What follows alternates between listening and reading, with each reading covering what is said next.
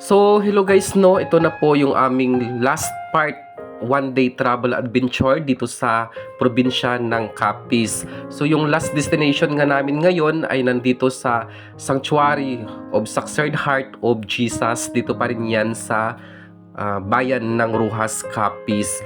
So, bukod no sa napakaganda ng view dito sa taas ng bundok, so napakalaki din po ng rebulto ni Papa Jesus dito sa bayan ng Roxas City. So yung una naming pinuntahan nung nakaraan sa unang video na aking ipinakita dito sa aking vlog ay yung sa Agtalin, Pilar, Capiz. Ayun naman po no, yung sa rebulto ni Mama Mary.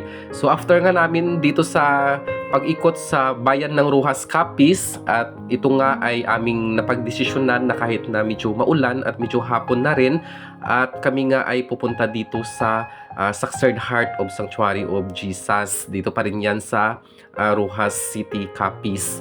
So dahil one day nga lang po no yung aming travel papunta dito sa Capiz, or ang pag-iikot namin dito, so sinulit na namin yung isang araw na paggala dito sa probinsya ng Capiz. So sa mga gustong pumunta dito no, so malapit lang din naman ito sa city at mga 5 to 10 minutes away lamang po ito doon sa city. So ayun no, kahit na medyo maulan, so hindi na kami nagpatinag na puntahan yung aming last destination dito sa probinsya ng Capiz. So yung isa sa nakalimutan naming puntahan ay yung isa sa sikat dito ay ang The Ruins. So yun po yung aming nakalimutan na puntahan dahil nga po no isang araw lamang yung aming travel dito at babalik pa kami ng Antique. So kapag kayo ay pupunta dito sa taas, ayan no, meron ditong guard na nagbabantay, so kailangan na mag-logbook din kayo dito para mai-account nila yung mga tao na pumunta dito. So wala namang bayad yung entrance dito no, so kailangan lang talaga mag-log sa guard house kasi kailangan talaga nila yon sa kanilang record. At bukod no sa napakaganda nga ng view dito sa taas, kasi ito nga ay nasa tuktok talaga ng bundok, ay talagang napaka-holy ng lugar na to dito sa Roxas City. So actually, yung likod nito, ayun po yung isa sa dating simbahan, yun naman yung sa Divine Mercy.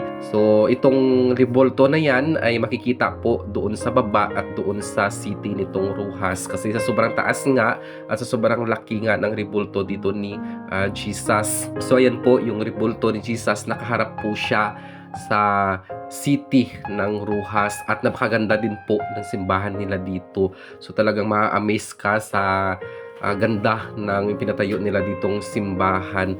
At ano nga no, yung mga taga-Capiz talagang sikat talaga sila pagdating doon sa pagiging makadiyos. So almost dito na mga simbahan ay napakalaki po ng mga simbahan sa every bayan na ating madadaanan dito sa probinsya ng Capiz. So yung tinuturo ko na yan guys, ayun naman yung daanan papunta doon sa southbound or papuntang Aklan, yung area na yun. So after nga namin dito na makapag-take ng picture, at kami nga ay bababa doon sa baba at magdadasal din ng panandalian lang din kasi kailangan pa naming bumalik ng Antique. At hindi nga ako no makapaniwala na sa loob ng isang araw ay almost naikot namin itong probinsya ng Capiz. Sa sobrang layo nga ng aming pinanggalingan at galing nga kaming Antique. Tapos yun, at kailangan pa naming bumalik ng Antique. So sa time na to, medyo alas 3 na to ng hapon at may dadaanan pa nga kami na isang simbahan pa dito. Actually nasa likod lang pero nasa baba siya na area. So mga 5 to 10 minutes away din mula dito sa Sanctuary of Sacred Heart of Jesus, yung dating simbahan na napuntahan ko na doon sa Divine Mercy. So kung makikita nyo, basang-basa na kami. So walang ulan-ulan sa amin kasi ginusto namin to at gusto namin. Ayan, pa-picture tayo doon mamaya. So ito mga kasama namin kahit umuulan o ayan. Mas okay lang ka masuray na eh. Oo, raman kasi. Okay eh, hindi naman plastic din naman. Oo. Tapos dito, tingnan nyo dito. Tingnan nyo dito guys. Si padudong ka na mo, hindi massage na ra.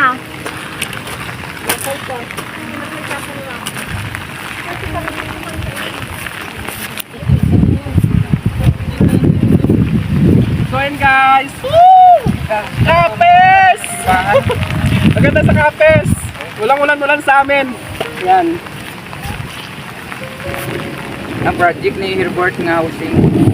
Punta tayo, pasok dito sa... So yun guys, papasok tayo dito sa simbahan. Ayan. So, dito siya. So, ito kaganda dito.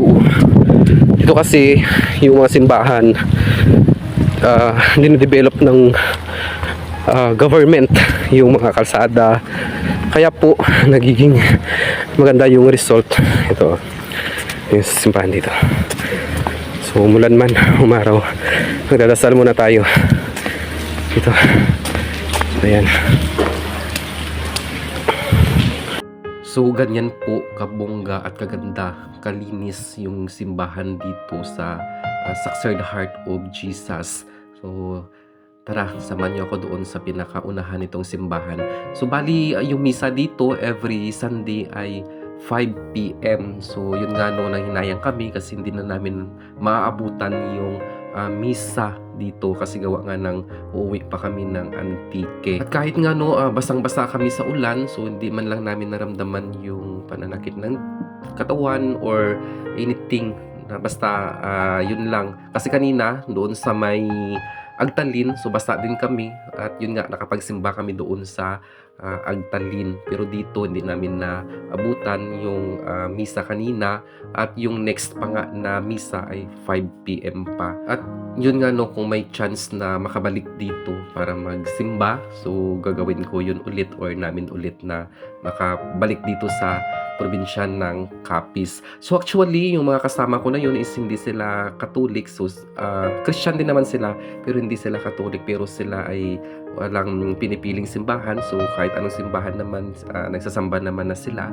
Kasi nga, ay isa lang din naman yung paniniwalaan nating Panginoon. So yun po yung kinagandahan sa mga kasama ko, kahit hindi sila Catholic. So nagsisimba sila sa kahit anong simbahan. So actually sila pa nga yung excited na makapag-pray doon sa mga simbahan na aming napuntahan dito sa probinsya ng Capiz. Sa muli no, maraming salamat sa patuloy na pagsuporta, pag-like, pag-share sa aking video na ina-upload sa aking Facebook page at saka sa aking YouTube channel.